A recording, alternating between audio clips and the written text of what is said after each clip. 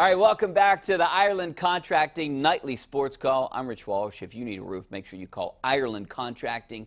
They're the best in the business. That's why they're #1 in Pittsburgh for all your contracting needs. 1-800-NEW-ROOF is Ireland Contracting. I was talking about the Borders and Borders hotline, which is 412-575-2600. But, you know, back to Ireland Contracting. They do great work, phenomenal work. Roofs, gutters, siding, windows, anything you need. Make sure you call Ireland Contracting. Give me a call right now. 412-575-2600 is the number. We're talking about the Ballon Buccos right now and how Adam Frazier needs to be in this lineup tomorrow. You look at the wild card standings. The Buccos are currently 6 games out of a wild card right now, chasing a lot of teams, and I don't know if they can make up that ground. I could see if they were like third or you know, second, like right out of, you know, first or second out of that wild card, then maybe you would just have to catch those teams in front of you. But you're dealing with 7 teams. 5 teams are in front of you right now. So, all right, let's go back out to the phone lines, and we're going to go out to Sean in Somerset. How you doing, Sean? Good. How are you doing? Good. Thanks for calling. Do you think the coaching expiration on Clint Hurdle has come to pass right now, and his senile moves that he's doing with these lineups that he's putting out there and players that he's putting out there? You know, Sean, I don't think the lineup is totally his control. I mean, I think that Neil Huntington and all their analytical staff has something to do with it. I don't think there's an expiration date on Clint Hurdle. I do not think that at all. I think he'll be back next year. I think he might be back the year after that. You know, his hands are tied with who he has. I don't put the blame on Clint Hurdle at all. Maybe a game here or there. I think a manager, I was always told a manager is responsible basically for 5, maybe 10 games an entire year. You're talking about 160-plus games, and a manager is responsible, you know, win or lose. You put the blame on players. Now, I don't like, you can question some of the moves that he makes with the lineup and maybe pitching that we've questioned here the last few weeks. That potentially maybe lost him a game here and there, like putting, you know, 3 guys with a sub-200 average in, you know, playing, you know, the lefty-righty matchup. I don't believe in all that all the time, but I'm sure they'll show me numbers that would refute that. But I want to play your best players, and I think you need to play your hottest bats right now. That's what I think needs to happen.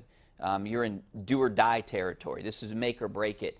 I actually think I'm not optimistic about the Pirates making the postseason this year. Yeah, they're in striking distance. There's just too many teams. Like I said, they'd have to win 27-plus games, and I don't think that that's possible right now. If they would have had a better road trip than 4 and 5, if they wouldn't have lost 5 straight games, maybe they would be like 2 or 3 games. I mean, you look at St. Louis. St. Louis is right in the mix right now. They're basically tied for that second wild card spot. And, you know, 2 weeks ago, they were a game or 2 games behind the Pirates.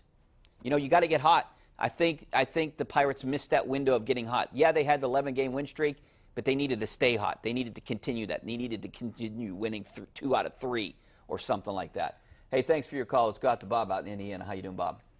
Hey, thanks for taking my call, Rich. No problem. Hey, comment and a question. Comment is, you know, when you look at these 4-game series against the Cubs, you get frustrated. The Pirates are 2-2, but you know they held them to 4 runs, 1 run a game, and that's pretty good. It just their hitting failed them. But the question I had, I consider myself somewhat intelligent, but yeah. I, for the life of me, cannot figure out the role, the Posey role, where that guy was blocking the plate and his had his leg out, tripped the guy, and did everything but mug him.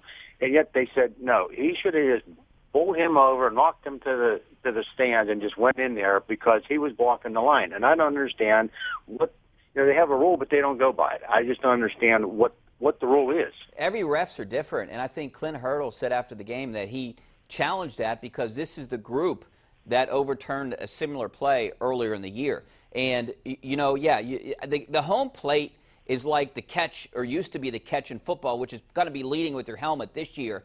I mean, everyone interprets it a different way. Newman could have beat that throw if he didn't make such a wide turn at third base. I still send him there.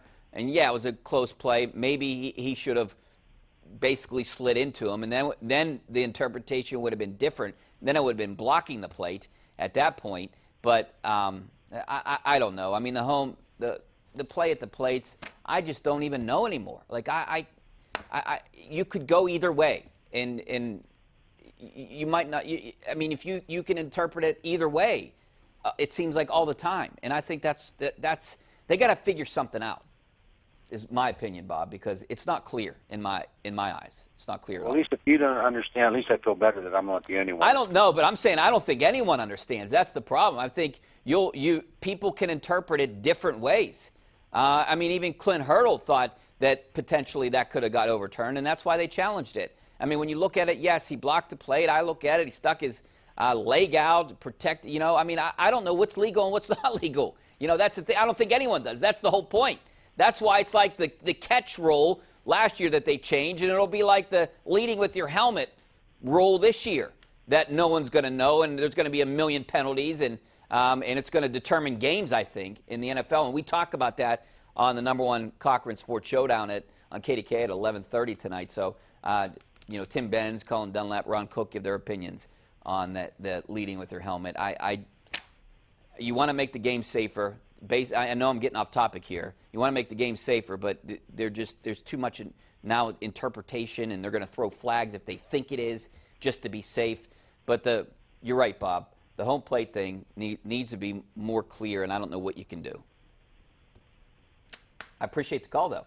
You're very welcome. Thanks, Rich. Let's go back out to the phone lines, and we're going to go out to Mike in Charleroi. Mike, I usually don't take unknown and anonymous numbers, but my producer, John, said you were okay, so I'm going to gamble and take you. Oh, you should have come up on caller ID. No, it came up unknown. Thanks for taking my call. I have three things.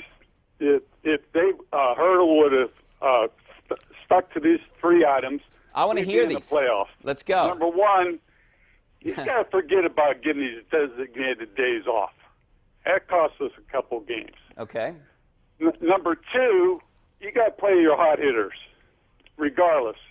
Forget it, the analytics, lefty, righty, and so forth. Forget that. Go with your gut. Number three, they should have been playing small ball all year long. How many games we lost by one run, where by moving the runner up, sacrifice flies, so forth, would have won us the games. So I disagree with you. The manager cost us 5 games. It's probably more like 10. Well, I mean, 10 games, but look at that. I mean, there's 162 games. 10 games is not a lot. Players cost them that. So if you're just saying 10 games, yes, 10 games, if you're taking 10 games, but there's also maybe, say there's 5 games that Clint Hurdle lost for the Pirates, but there might be 5 or 10 games that he won for the Pirates too by making moves. So, yeah, you have every right to disagree with me, and I'm not faulting you for that. But I'll give you a couple here, how I think the Pirates would have made the playoffs. How about sign a major league free agent in the offseason? Do that. Sign a starting pitcher or a bullpen guy, when it counted, when you needed to win games back in May.